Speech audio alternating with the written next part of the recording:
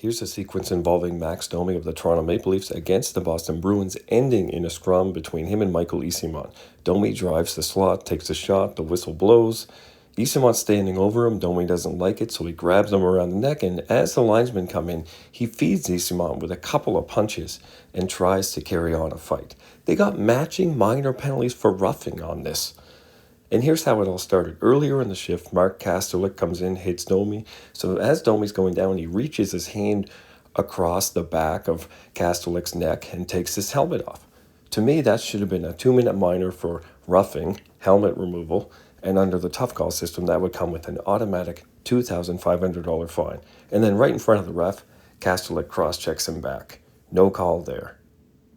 And then as play goes up the ice to the offensive zone, Domi gets his chance on goal, then the whistle blows, and then this happens.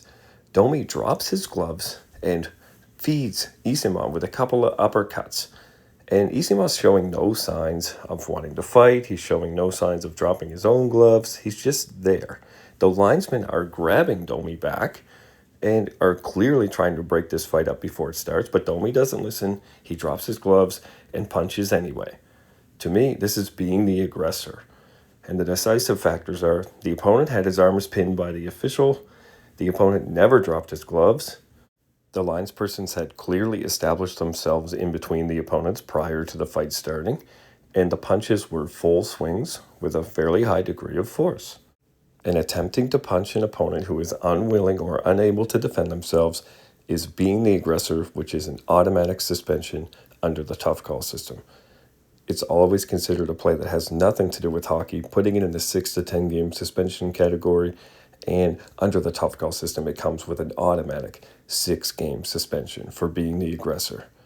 So remember, so far I'd have already fined Max Domi the automatic $2,500 fine for removing the helmet of an opponent on top of the 6 games for being the aggressor, and I'm not done there because the linespersons were clearly there first prior to any punches being thrown, and Domi still decided to punch. So he decided to punch through and around the officials after being instructed to stop.